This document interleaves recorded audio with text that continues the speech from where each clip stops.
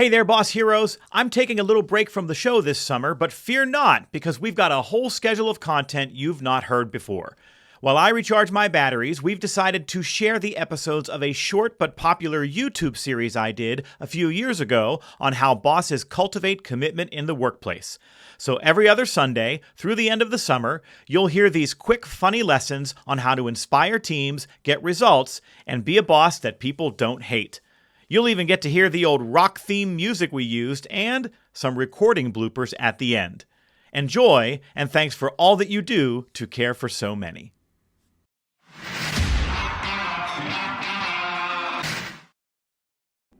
When the coronavirus closed schools and daycare centers across the country, working parents everywhere faced a crisis.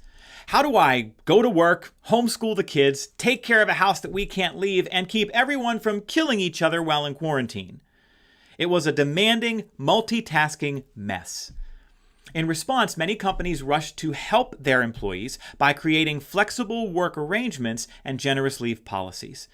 And Zoom meetings. A lot of Zoom meetings.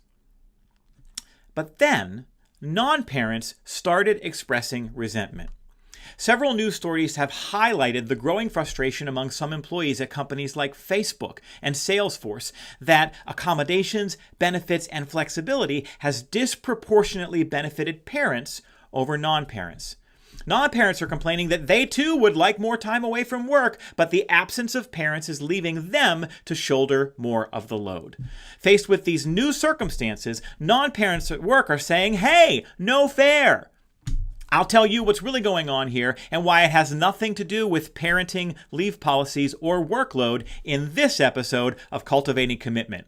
Can I get a rock and roll riff with some flashy opening credits, please?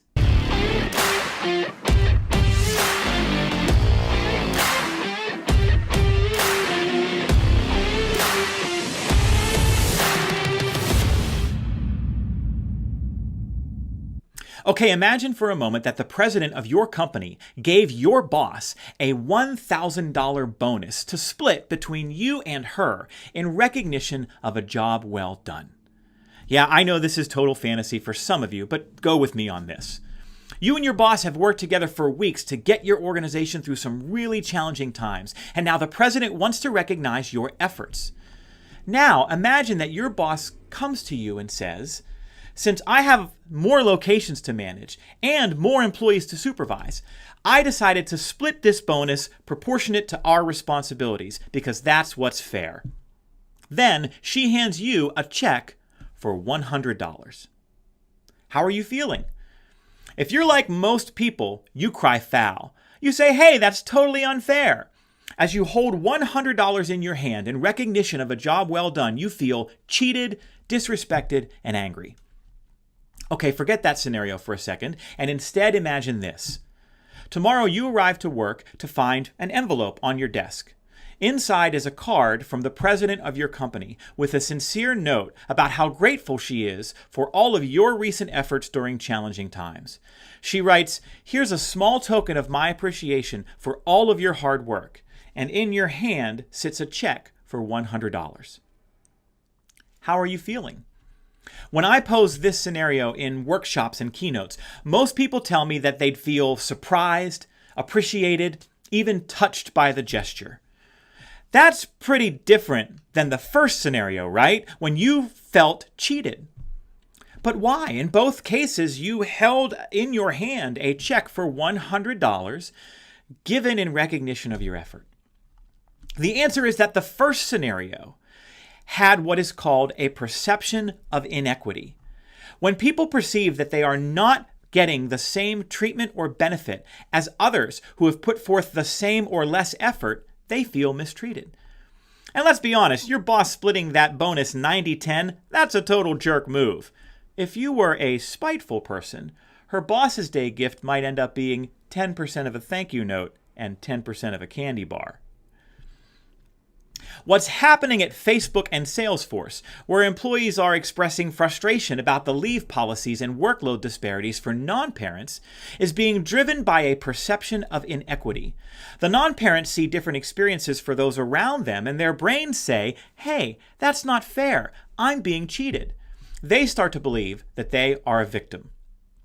So how do you overcome perceptions of inequity?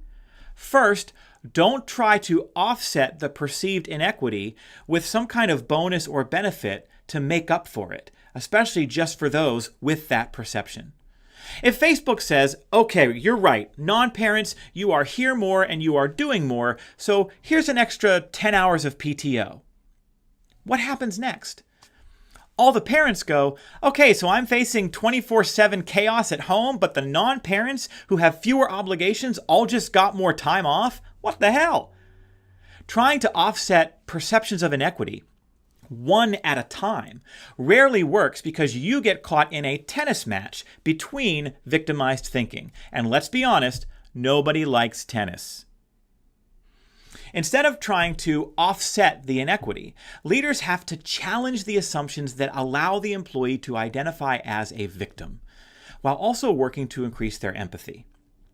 At Facebook, I'd be asking the non-parents a variety of open-ended coaching questions to deconstruct that victim mentality. I try to shine a light on all of the challenges parents are facing that are not faced by non-parents.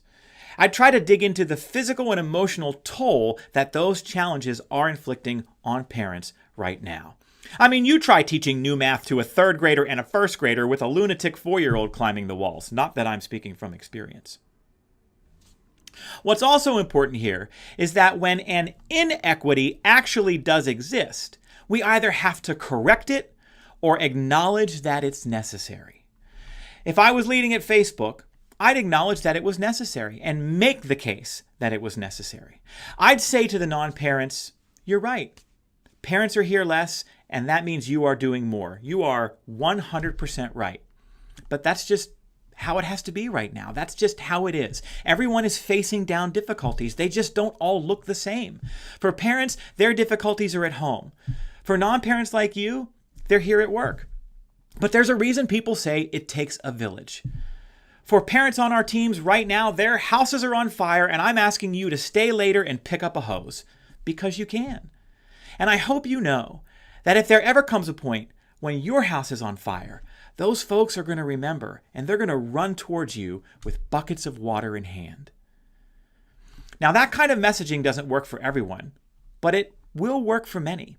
Some people can never move from victimhood to empathy, but for most people, they'll get it.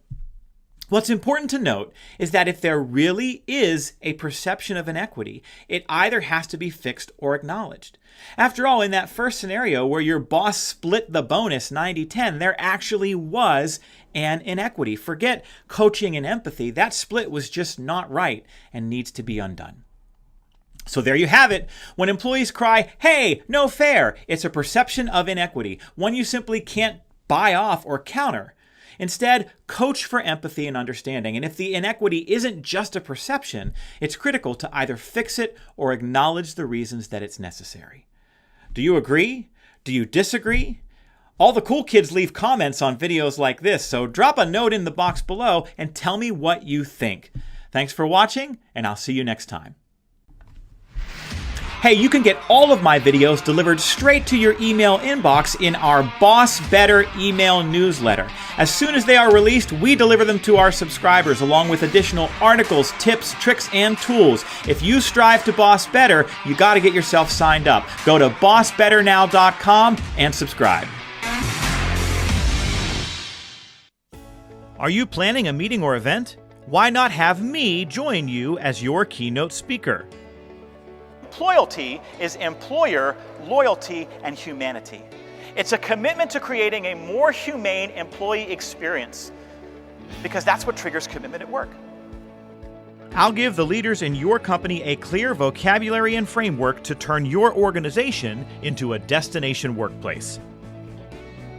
What you see in front of you is the Employalty Scorecard. Every single person in every single job in every single company on earth is walking around with a kind of internal psychological scorecard. And if you can engineer these experiences for the people in your organization, and they can check most, if not all, of the boxes on this scorecard, you create an extraordinary competitive advantage for your organization and team.